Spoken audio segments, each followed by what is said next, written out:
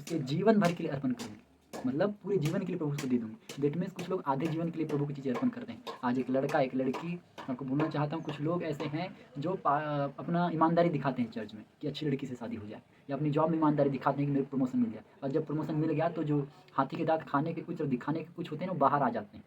वो खाने के कुछ और दिखाने के कुछ ना बाहर आ जाते हैं। आज ऐसी कुछ लड़कियाँ भी है, लड़की भी है, पास्टर भी ऐसे कुछ है कि बड़ा धर्मी जीवन दिखाते हैं, शादी होने तक के बड़ा धर्मी जीवन दिखा, दारू नहीं पिएंगे, लड़ाई झगड़ा नहीं करेंगे, लड़की है तो मोबाइल में किसी से बात नहीं करेगी। एक बार शादी हो गई ना,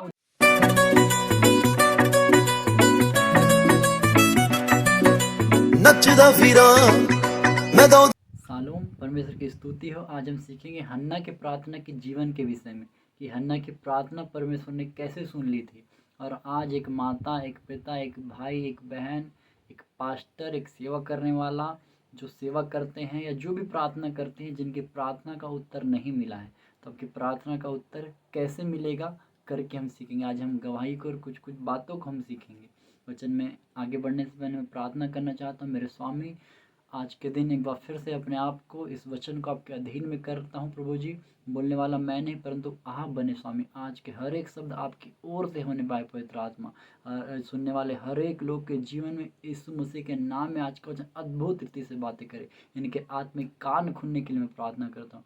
मेरे स्वामी, आज का वचन जब लोग सुनते हैं उनके हृदय में जा बसे प्रभु, और वचन को सिर्फ सुनने वाले नहीं परंतु वचन को सुन करके उस पर चलने वाले और 100 गुना फलों को लेकर के आने वाले बने। मेरे स्वामी, आपने ऐसा कर दिया, धन्यवाद। आपके लौ में सब कुछ छिपाता हूँ, अपने आप को, लोगों को, सब चीज़ें आपके अधीन में करता हूँ, पवित्र आत्मा आपके कंट्रोल में सौंपता हूँ। मैं धन्यवाद करता हूँ, आपने ऐसा कर दिया। आप हमसे बातचीत करने जा रहे हैं, मैं धन्यवाद हूँ। आप लोगों को मुझे सिखाने जा रहे हैं, मैं धन्यवाद हूँ। तो यीशु मसीह के नाम मांगते हैं, आमीन, हालेलुया। तो आज हम सीखेंगे हन्ना के प्रार्थना के जीवन के बारे में। तो वचन को शुरू करने से पहले मैं गवाही को और एक लेटेस्ट कल की बात बताता हूँ। कल का वीडियो अगर आपने नहीं देखा तो प्लीज़ उसको विजिट कीजिएगा। उसमें एक भारी अनॉइंटिंग है, तो उसको जब आप सुनेंगे, उस पर चलेंगे तो आपको आशीष मिलेगी, आमीन। तो कल जब मैं वीडियो बना करके डाल करके गया, तो रात को क्या हुआ आप सुनिएगा। जब आप प्रार्थना करते हैं, आप उपवास करते हैं, जब आप आत्मिक क्षेत्र में बढ़ते हैं, आप घर में अकेले हैं, प्रार्थना करने वाले बाकी कुछ कमज़ोर हैं, आप घर से बाहर हैं, तो याद रखिएगा शैतान आपकी प्रार्थना को ख़राब करने के लिए ज़रूरी नहीं है आपके पास आएगा वो, पर जो प्रार्थना में कमज़ोर है आपके लोग, उन पे जा कर के अटैक करेगा कि कहीं ना कहीं से शैतान आपकी प्रार्थना को ख़राब कर दे। आज बहुत सारी माएँ, बेटा घर में क्लेश करता है, या घर से चर्च जाने के बाद चीज़ों को चोरी करता है करके चर्च नहीं जाती, या संगति में प्रार्थना में नहीं जाते माता पिता, कि जो बच्चे हैं वो जब हम चर्च जाते हैं तो कुछ लड़के या लड़कियाँ घर में गलत काम करते हैं, या कुछ लोग चोरी करते हैं, नशा करते हैं, घर की चीज़ों को बेच देते हैं। ऐसा करके शैतान क्लेश फैलाने की कोशिश करता है। या जब आप प्रार्थना में बढ़ते हैं, तो अगर पत्नी का पति अगर दारू पीता है तो दारू ज़्यादा पिएगा, या फिर कैसे तो भी शैतान आपकी प्रार्थना को नाश करने की कोशिश करेगा। बड़े ध्यान सुनिएगा, अगर आप प्रार्थना करने वाले हैं, आपकी प्रार्थना बढ़ रही है, आपके आजू बाजू अगर ऐसी चीज़ें हो रही है ना, तो आपसे कहना चाहूँगा हाथ उठाइए और बिल्कुल नाचिए, बढ़िया से गाने लगा करके डांस कीजिए, शैतान को दिखा दीजिए तू मेरी प्रार्थना को रोकने वाला नहीं हो सकता, कुछ भी तू मेरे को नहीं रोक सकता। तो जब आप ऐसा करेंगे, वो चीज़ों को बिगाड़ेगा, आप नाचिए। वो चीज़ों को बिगाड़ेगा, नाचिए। वो चीज़ों को बिगाड़ेगा और आराधना कीजिए। वो चीज़ों को बिगाड़ेगा, अपने अपने उस चीज़ों को साइड में रखिए और आनंद मनाइए, आनंद मनाइए। देखिए प्रभु क्या करता है। तो क्या होगा, आपका फोकस उस चीज़ से हट जाएगा, उन लोगों से हट जाएगा, आप मसीह के दीवाने बन जाए। बताने का मतलब ये है कि जब हम अपनी सारी बिगड़ती हुई चीज़ों को साइड करके हम जब प्रभु को देखेंगे, तो प्रभु हमको बढ़ाएगा, आमीन। और वो चीज़ें जल्दी छूट जाएंगी। लेकिन अगर हम उसमें निराश हो गए, शैतान ये चाहता है कि हम फंस जाएं, हम प्रार्थना नहीं करें। क्योंकि एक जन अगर प्रभु के साथ सही से खड़ा हो गया, तो दुनिया बदलने के लिए काफ़ी है, आमीन। दुनिया बदलने के लिए काफ़ी हो, दुनिया में उसके नाम होते हैं। आज आप मेरा गॉड को पढ़ लीजिए, हालेलुया।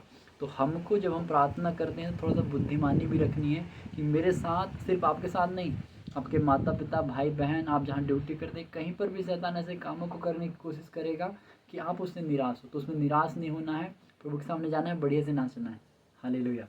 प्रेस करनी है प्रभु की, कूदना है कि प्रभु तेरा धन्यवाद। और जब आप प्रार्थना कर रहे हैं, सब कुछ कर रहे हैं और कुछ नहीं कर रहा है शैतान, नॉर्मल चल रहा है, तो थोड़ा चिंता कीजिएगा, अपने प्रार्थना जीवन को चेक कीजिए। हाँ, अगर आप प्रार्थना कर रहे हैं और कुछ हो रहा है उल्टा सीधा, तब तो फिर बल्ले बल्ले आप कि आप सही जा रहे हैं, शैतान आपके खिलाफ काम कर रहा है। शैतान के खिलाफ काम करना चाहिए हमें, तभी तो हम और प्रार्थना बढ़ाएंगे। तो ऐसा करके देखिए कि जब आप प्रार्थना में बढ़ रहे हैं तो चेक कीजिएगा इस बात को। आमीन। तो बड़े खुश होइएगा जब विपत्ति आती है। तो कल रात को हमारे घर लड़ाई झगड़ा हुआ, विपत्ति हुई, मैंने घर वालों को समझाया, उसके बाद मैं हंसी और मेरे को समझ नहीं आ रहा था कि शैतान तो कितना मूर्ख है, तो किससे पंगा लेने चला है, तो किससे पंगा लेने चला है, मेरे को समझ नहीं आया। तो मेरे से तो कुछ नहीं कर सकता वो, मेरे आजू बाजू कुछ नहीं कर सकता वो, मेरे को तो छूने से पता है कि उसको क्या होगा। तो वो हमारी जहाँ चीज़ें कमज़ोर है ना, वहाँ वो कब्जा करने की कोशिश करता है। तो प्लीज़ इसको अपने लोगों को भी समझाइए कि जब आप प्रार्थना करेंगे तो चीज़ें ऐसी होगी। तो जब आपको पहले से कुछ चीज़ें पता है और फिर भी आप उस गड्ढे में जा रहे हैं, तो आपसे बड़ा मूर्ख कोई नहीं है। तो अपने लोगों को सिखाइए वचन को, वचन में सीखना, वचन में बढ़ना बहुत ज़रूरी है। मेरे परमेश्वर ने कहा, मेरी बाइबल बताती है कि उसकी प्रजा ज्ञान ना होने की वजह से नाश है। देखने में वचन नहीं पढ़ने की वजह से। वचन में ही लिखा है प्रार्थना करना, वचन में लिखा है सुसमाचार बताना, वचन में लिखा है पवित्रताएं में रहना, सब कुछ वचन में लिखा है। सबसे पहले सबसे ऊपर वचन है और वचन परमेश्वर है, यूहन्ना 1:1। आमीन। तो हम हन्ना में जो प्रार्थना की थी उसको देखेंगे। हम एक अध्याय, पहला समूल 1:9 से लेकर के 20 तक के कंटिन्यू आप पढ़िएगा। मैं अगर मुझसे कुछ छूट जाता है तो आप कंटिन्यू पढ़िएगा, मैं आपके लिए कुछ कुछ पदों को पढ़ूंगा। तो मैं 9 से 11 आपके लिए पढ़ता हूँ। तब शीलो में खाने और पीने के बाद हन्ना उठी और यहोवा के मंदिर के चौखट के एक बाजू के पास एली याजक कुर्सी पर बैठा हुआ था। वह मन में व्याकुल होकर यहोवा से प्रार्थना करने और बिलक बिलक कर रोने लगी। और उसने यह मन्नत मानी, हे सेनाओं के यहोवा, यदि तू अपनी दासी के दुख पर सचमुच दृष्टि करे और मेरी सुधि ले और अपनी दासी को भूल न जाए और अपनी दासी को पुत्र दे, तो मैं उसे उसके जीवन भर के लिए यहोवा को अर्पण करूंगी और उसके सिर पर छुरा फिरे ना पाएगा। आमीन। तो हन्ना बहुत समय से प्रार्थना कर रही थी। अगर आप इसके 1 पद से लेकर के 8 पद तक के पढ़ेंगे, आपको समझ में आएगा कि बहुत बार हन्ना ने प्रार्थना की होगी, लेकिन यहाँ एक ऐसी प्रार्थना की कि बेचैन हो गई, बिलक बिलक करके रोने लगी, रो रो के प्रार्थना करने लगी। हालेलुया। अब मैं छोटी सी अपनी गवाही बताता हूँ एक बार कि मैं भी ऐसे रोया था। एक बार, ऐसे बहुत बार रहा हूँ पर एक बार का बता रहा हूँ। तो ट्रेनिंग टाइम में क्या हुआ था कि मेरे पैर में चोट लग गई थी। मेरे राइट पैर में मोच आ गई, राइट या लेफ्ट थोड़ा सा मिस हो रहा है, पर दोनों में से एक पैर में मोच आई। तो दोपहर का समय था ये। तो दोपहर के बाद हमारे ट्रेनिंग शेड्यूल में ये होता था कि हम दोपहर के बाद जाते थे 3 बजे, 3 से 5 क्लास चलती थी।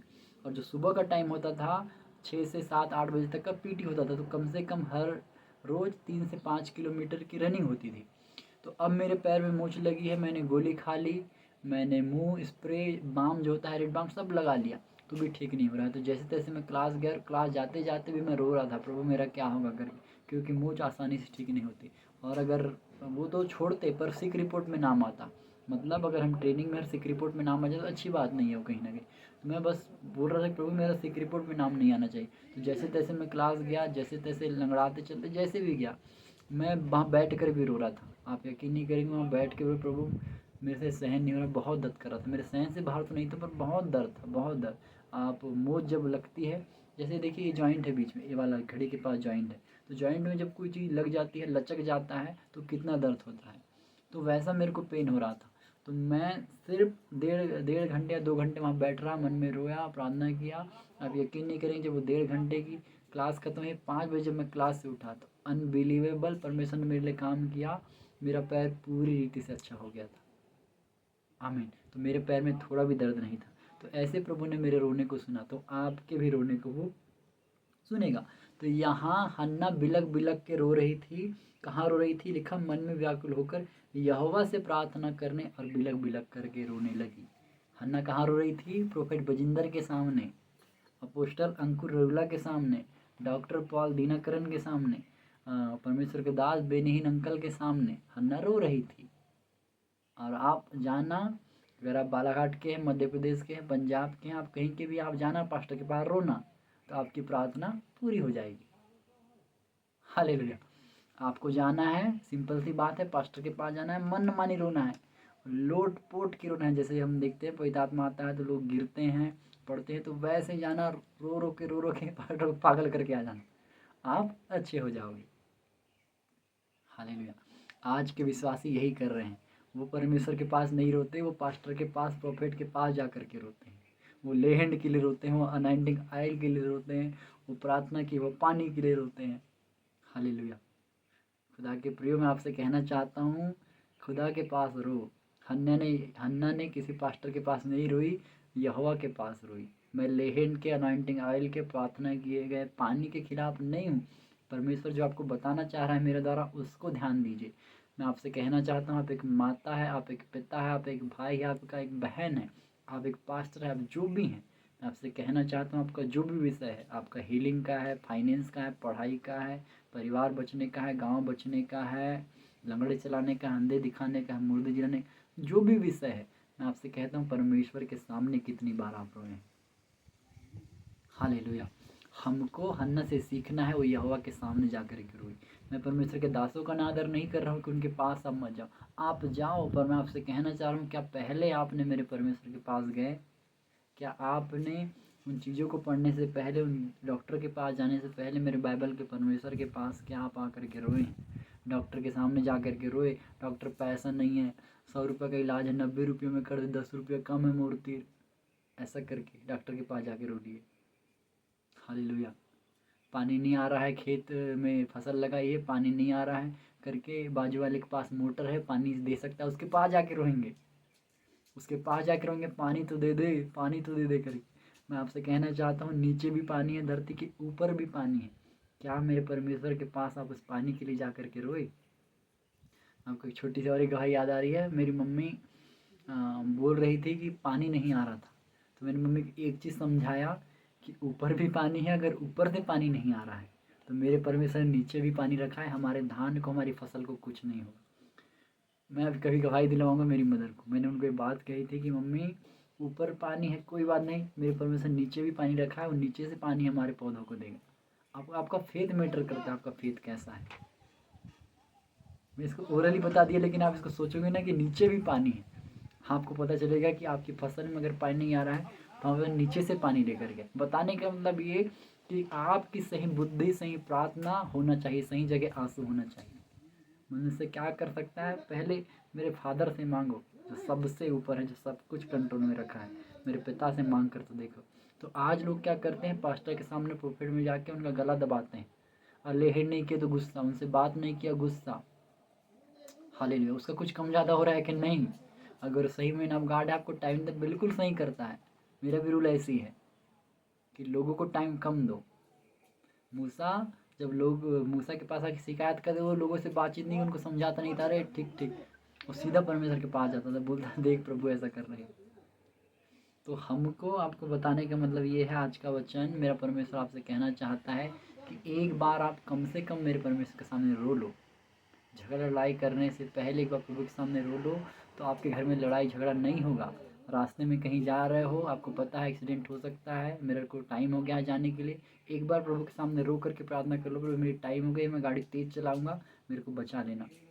प्रभु हम जानते हैं कि हमारे बच्चे खतरनाक हैं, हमारे घर से बाहर जाने के बाद अगर लड़की है तो लड़का बुलाती है, और लड़का है तो लड़की लाता है घर से जाने के बाद चर्च में। हम जब चर्च जाते हैं, कहीं बाहर जाते हैं, तो एक बार रो लो प्रभु के सामने, प्रभु मेरे घर को बचा लेना, प्रभु मेरे घर को बचा लेना, प्रभु मेरे बच्चों को बचा लेना। मेरा बच्चा बाहर जा रहा है, प्रभु हमको पता है कि व्यवहार का कैसा है, इसका कैरेक्टर कैसा है, ये बाहर जाके गुल खिला सकता है। तो एक बार प्रभु के सामने रो लो कि प्रभु मेरा बच्चा जा रहा है, तो तू देख लेना, स्वर्गदूत उसको देख लेंगे। आमीन। वचन में लिखा वो हाथों हाथ उठा लेंगे। तो आपकी प्रार्थना बहुत मैटर करती है। तो जब हम ऐसे प्रार्थना करेंगे, पहले प्रभु के सामने रो लेंगे, तो हमको समाज के सामने, परिवार के सामने, घर वालों के सामने रोने की ज़रूरत नहीं पड़ेगी। आमीन। तो देखिए हन्ना ने परमेश्वर के सामने बिलक बिलक करके प्रार्थना की, और नीचे पद में लिखा 11 पद में, उसने मन्नत मानी। आज आपका बेटा नहीं सुधर रहा है, साल भर से प्रार्थना कर रहे हो, आप 2 साल से प्रार्थना कर रहे हो, चर्च जा रहे हो। एक परमेश्वर की इच्छा होती है कि कुछ चीज़ें लेट होती है। प्रभु को धन्यवाद। एक बात परमेश्वर ने डाला है मन में, मैं आपको बताना चाहता हूँ। देखिए आज जब चर्च जाते हैं ना, पति और पत्नी, भाई और बहन, माँ और जो भी रिश्ते, ठीक है, सब चर्च जा रहे हैं, हम भी चर्च जाते हैं, हाँ सब चर्च जाते हैं। तो आज क्या होता है, चर्च जाने के बाद भी पति पत्नी की नहीं बनती, भाई बहन की नहीं बनती, माँ और बेटी की नहीं बनती, ये रियलिटी। और हम प्रार्थना करते हैं, बोलते हैं एक मन के होकर, बाइबल सिखाती एक मन के होकर के प्रार्थना। हम 3 लोग हैं एक घर में और एक बिगड़ा हुआ है, और हम 2 लोग प्रार्थना कर रहे हैं, 2 लोग का एक मन नहीं है, तो तीसरा कहाँ से बदलेगा जी? पति और पत्नी चर्च तो जा रहे हैं, दिखा रहे हैं लोगों को कि हाँ भाई सब बढ़िया, अब हम बदल गए। तुम समाज में मसीहत को बेच रहे हो, तुम्हारा खुद का सॉर्ट आउट नहीं है। पत्नी अगर पैसा कमाती है तो पत्नी बोलती है मेरा है, पति कमाता है मेरा है। मतलब सो तो रहे हैं एक बेड में, लेकिन एक का मुंह दूसरी तरफ है, एक का मुंह दूसरी तरफ, बीच में शैतान सो करके दोनों को लात दे रहा है। दोनों का एक ही पलंग में सो रहे हैं, एक छत के नीचे सो रहे हैं, लोगों को दिखा रहे हैं बाहर जो है उनको, हम एक ही पलंग में सोते हैं, हमारे अंदर बहुत प्रेम है भैया। और लड़ाई भी होंगे तो मन में डांट कूटेंगे, दांत पीसेंगे, आवाज़ निकालेंगे, बाजू वाला जान जाएगा लड़ाई हो रहे हैं करके। अब हम चढ़ जाते हैं लड़ाई तो फिर मुंह खोल कर नहीं सकते, दांत पीसेंगे एक दूसरे के लिए। सोएंगे तो एक कंबल इधर खींचेगा, एक कंबल इधर खींचेगा, शैतान बीच में मस्त तान के सो रहा होगा दोनों के, और दोनों को कहीं ना कहीं दबा भी रहा होगा बढ़िया से। तो ये है जीवन आज के लोगों का, कि चर्च तो जा रहे हैं लेकिन जीवन कुछ नहीं बदला है। इसलिए आप जो अपने बच्चों के लिए, अपने बेटे के लिए, अपनी बेटी के लिए प्रार्थना कर रहे हैं ना, माता पिता सुनो, जितने सुनने वाले हो, इसलिए आपके जीवन में काम नहीं हो रहा है। सबसे पहले अपना संबंध प्रभु से पहले अपने लोगों से ठीक करो। पति हो तो पत्नी से ठीक करो, पत्नी हो तो पति से ठीक करो, माँ हो तो बेटी से, बेटी हो तो माँ से, भाई हो तो बहन से, बेटे हो तो बाप से अपने संबंध ठीक करो, पड़ोसी से अपने संबंध ठीक करो। सबसे पहले प्रार्थना में जाने से पहले क्षमा करो लोगों को, बोलने का नहीं, दिखना भी चाहिए क्षमा, कि सच में हमने इसको क्षमा किया, और जहाँ नहीं बनते उनसे दूर हो जाओ। हालेलुया। तो ये कहानी है कि आज भी कुछ लोग ठीक नहीं होते। पहला क्या, कि प्रार्थना नहीं करते प्रभु के सामने रो करके, और दूसरा झूठा मसीहत का जीवन तुम दिखाते हो, झूठा प्रेम तुम दिखाते हो, मन में बहुत सारा पाप भरा हुआ है, मुंह से चिल्ला के लड़ाई तो नहीं कर रहे हो, पर ऐसी फाइटिंग कर रहे हो तुम। तो अपने आप को ठीक करो। तुम मन्नत मानी इन्होंने, आज लोग मन्नत मांगते हैं, प्रभु मेरा ये हो जाएगा तो मैं ये करूँ। बहुत प्रभु का धन्यवाद। सुनिए सुनिए, ऐसे जब वचन आते हैं, प्रकाशन आता है तो मज़ा आता है। मैं आपको एक प्रकाशन देना चाहता हूँ, सुनिए। क्या होता है, मन्नत मानते हैं लोग कि प्रभु के सामने तू ऐसा करेगा तो हम ऐसा कर देंगे। लेकिन लास्ट पद में 11 में क्या लिखा, तो मैं उसके जीवन भर के लिए यहोवा को अर्पण करूँगी, उसके जीवन भर के लिए अर्पण करूँगी, मतलब पूरे जीवन के लिए प्रभु उसको दे दूँगी। दैट मीन्स कुछ लोग आधे जीवन के लिए प्रभु की चीज़ें अर्पण करते हैं। आज एक लड़का, एक लड़की, आपको बोलना चाहता हूँ, कुछ लोग ऐसे हैं जो अपना ईमानदारी दिखाते हैं चर्च में कि अच्छी लड़की से शादी हो जाए, या अपनी जॉब में ईमानदारी दिखाते हैं कि मेरे को प्रमोशन मिल जाए। और जब प्रमोशन मिल गया तो जो हाथी के दांत खाने के कुछ और दिखाने के कुछ होते हैं ना, वो बाहर आ जाते हैं। वो खाने के कुछ और दिखाने के कुछ ना बाहर आ जाते। तो आज ऐसे कुछ लड़कियां भी है, लड़की भी है, पास्टर भी ऐसे कुछ कुछ है कि बड़ा धर्मी जीवन दिखाते हैं, शादी होने तक के बड़ा धर्मी जीवन दिखा, दारू नहीं पियेंगे, लड़ाई झगड़ा नहीं करेंगे। लड़की है तो मोबाइल में किसी से बात नहीं करेगी। एक बार शादी हो गई ना, वो जितने पुराने थे 3-4 जो आगे पीछे घूमते थे, गाड़ी में घुमाते थे, आ जाओ तुम भी, जिसके शादी हुई तो गया ड्यूटी, अब तुम आ जाओ। लड़का भी वैसी, वो तो गई, अब तुम आ जाओ। तो ऐसे पास्टर भी हैं दुनिया में, ऐसे विश्वासी भी हैं।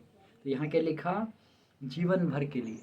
तो जब आप पवित्रता में आओ ना, जीवन भर के लिए आओ, और जब आप प्रार्थना में आओ ना, जीवन भर के लिए आओ, दिखाने के लिए मत आओ। प्लीज़ आपसे एक रिक्वेस्ट, अपनी गवाही को मत बिगड़ने दो। पिछले 1 महीने के अंदर मैंने अपने घर में एक ही बात को सिखा रहा हूँ कि अपनी गवाही को मत बिगड़ने दो। ये मेरा प्रेयर पॉइंट है कि प्रभु मेरी गवाही कभी ना बिगड़े। बहुत बार बिगड़े 2025 से पहले, मैं दूध का धुला नहीं हूँ। हालेलुया। मैंने बहुत बार कहा कि सबसे बुरा मैं ही समझता हूँ अपने आप को, अपनी उम्र के लोगों में।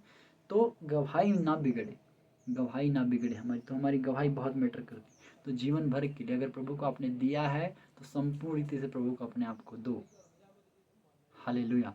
तो इस बात को प्रभु ने बताया, ये मैं नहीं बोल रहा हूँ आपको, ठीक है, मैं बोल रहा हूँ, अगर सुनो ठोकर खा जाओगे। प्रभु आपको बोल रहा है कि अगर आप प्रभु के पास आ रहे हो तो संपूर्णता से आओ, संपूर्णता से आओ। जो भी चीज़ सौंप रहे हो संपूर्ण सौंपो यीशु मसीह के नाम में, तब प्रभु आपके लिए काम करेगा। आधे दिन के लिए, दिखाने के लिए नहीं, किसी को दिखाने के लिए कोई काम करना है हमें। तो उसने एक मन्नत मानी, तो हमको मन्नत मानना है, प्रभु मैं जीवन भर ईमानदार चलूँगा, जीवन भर पाप नहीं करूँगा, जीवन भर पवित्रता में रहूँगा, जीवन भर प्रार्थना करूँगा। तो मेरे को बदल, मेरी चीज़ों को ठीक कर, तो प्रभु आपके लिए ठीक करेगा। 12 पद, जब वह यहोवा के सामने ऐसी प्रार्थना कर रही थी तब एली उसके मुंह की ओर ताक रहा था। देखिए, हन्ना मन ही मन कह रही थी, उसके होठ तो हिलते थे परंतु उसका शब्द ना सुन पड़ता था। इसलिए एली ने समझा कि वह नशे में है। तब एली ने उससे कहा, तो कब तक नशे में रहेगी, अपना नशा उतार। तो जब हन्ना प्रार्थना कर रही थी ना, ऐसे बेचैन होकर के, रो रो के, तो जब हम ज़्यादा थक जाते हैं, ध्यान सुनिए, जब हम ज़्यादा थक जाते हैं तो हमारे अंदर से डाउन हो जाती है एनर्जी, तो हमारे शब्द हिलते हैं इस टाइप से, आवाज़ नहीं निकलती। तो जब ऐसा वो कर रही थी तो एली याजक जो वहाँ बैठा था बोलता है नशा उतार, दाख मधु पिए, नशे से बाहर निकल। तो उसने क्या बोली, आप नीचे जा कर के पढ़ोगे तो हे परमेश्वर के दास, मेरे को ओछी स्त्री मत समझ, मैं दुखिया हूँ, मैं दीन दुखी हूँ प्रभु। अब मैं मदिरा नहीं पी, पर मैं मन की बात परमेश्वर सामने खोल करके रख रही हूँ। ऐसा हन्ना ने बोली। उसको चिढ़ाया जाता था, उसको शोकित करती थी अपनिन्ना, उसकी मतलब एक पति की दो पत्नी तो सौतन बोल सकते हैं, हाँ। तो सौतन उसको चिढ़ाती थी, तू बांझ है करके।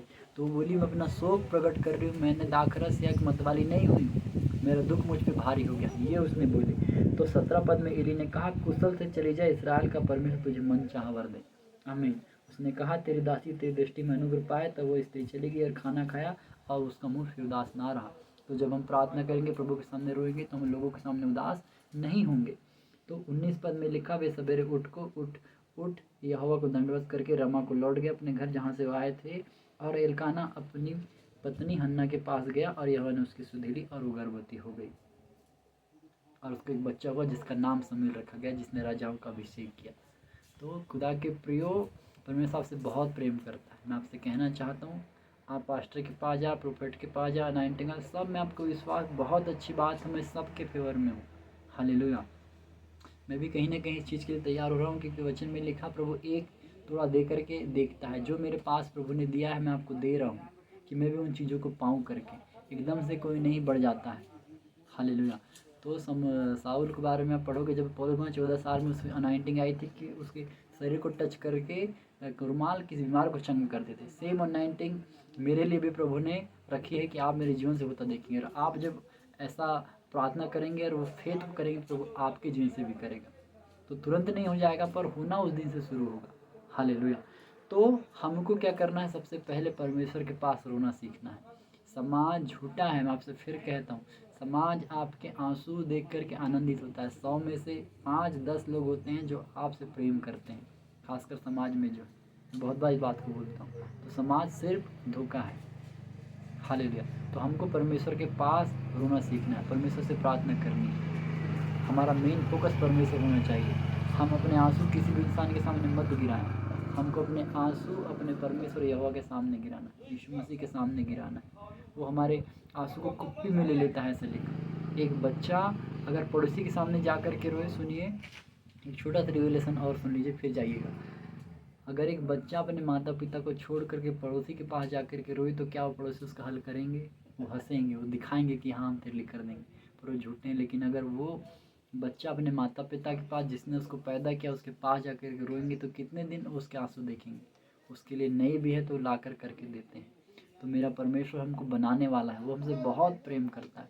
मैं उतना डिफाइन नहीं कर पाऊँगा जितना हमसे वो प्रेम करता है। तो वो हमारे आंसू को कुप्पी में ले लेता है। तो हमको अपने परमेश्वर के पास जा कर के उसके सामने रोना है। आमीन। पास्टर के पास, प्रोफेट के पास भी जाना है, मैं मना नहीं कर रहा हूँ, चर्चेस जाना है, प्रार्थना करनी है। पर सबसे पहले अगर हमारा कोई विषय है, तो संडे के दिन हम चर्च जाने वाले हैं, बीच में कुछ नहीं है, पास्टर हमारा बाहर है, कोई विपत्ति ऐसी आ गई है, तो आपसे मैं कहना चाहता हूँ कि क्या आप परमेश्वर के पास बैठ कर के रोएं। और पास्टर को ऐसी शिक्षा देना चाहिए कि अपने में फोकस मत कराओ कि मेरे को प्रभु ने तुम्हारे लिए खड़ा किया है। बेशक आप उनको लीड करने के लिए, उनको अगुवाई करने के लिए, उनको रोज़ ले जाके चराने के लिए आप नहीं हो। चरवाहे का भी एक भूमिका होता है। चरवाहा को समझना है कि मैं एक चरवाहा हूँ, तो मेरे को उनको लीड करना है, उनको अपने पीछे पीछे नहीं जाना है हर जगह, उनको सिखाना है, उनको गाइड करना है, बस वो है आपका काम। कि सिर्फ सेंड आपके फोकस हो जाए, उनको इतना हमको भरना है कि वो जब हम कहीं नहीं हैं तो भी वो खड़े रह सके। पुराने नियम में कोई विश्वासी आकर के प्रार्थना नहीं कर सकता था प्रभु के सामने, प्रभु के भवन में, पर अब वो अथॉरिटी है, तो हमको वो अथॉरिटी देनी है उनको कि आप जब प्रार्थना करके प्रभु आपके सुनेगा। यूहन्ना 14 के 12 में लिखा, विश्वास करने वालों में चिन्ह होगा। नहीं सॉरी, विश्वास करने, जो मुझ पर विश्वास करता है, मैं ये जो काम करता हूँ वो भी काम करेंगे, बड़े काम करेंगे। तो विश्वास करने वालों के बारे में लिखा, पोस्टर आदित्य के बारे में या पास्टर के बारे में नहीं लिखा हो, विश्वास करने वाले। दैट मीन्स हम सबसे पहले एक विश्वासी करके प्रभु के पास आएँ। चंगाई के लिए विश्वास के प्रभु ऐसा कर सकता है।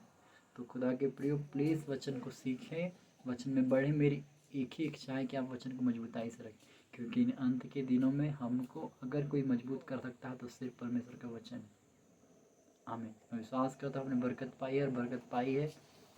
तो लोगों के साथ चैनल को सब्सक्राइब शेयर कीजिए, सब्सक्राइब कीजिए, नोटिफिकेशन ऑन कीजिए और मेरे लिए, मेरे परिवार के लिए प्रार्थना कीजिए प्लीज़।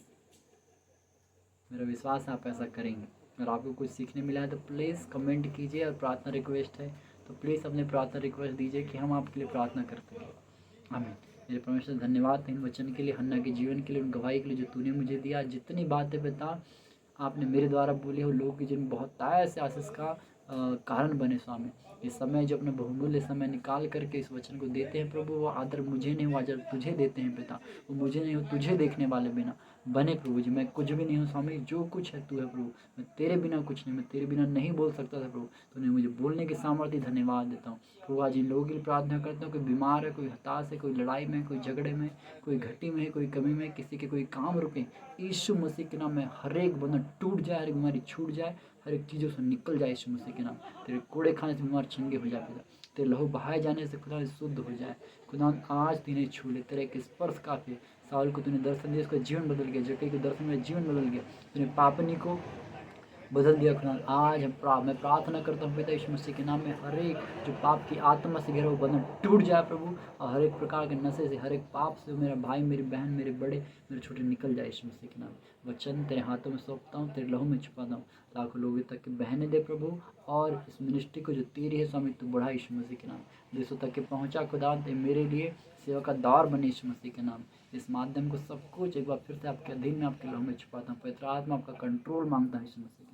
धन्यवाद करता हूँ, लोगों को छुआ, आपने मुझे छुआ, हमसे बातचीत किया, तो यीशु मसीह के नाम मांगता हूँ। आमीन, आमीन, आमीन। God bless you all, praise the Lord. जय मसीह की। मिलते हैं जल्द परमेश्वर के वचन को लेकर के। तब तक के लिए प्रार्थना में रहिए, मेरे लिए प्रार्थना कीजिए, खुद के लिए प्रार्थना कीजिए, और मसीह में बढ़ते रहिए, आनंद मनाते रहिए। आमीन।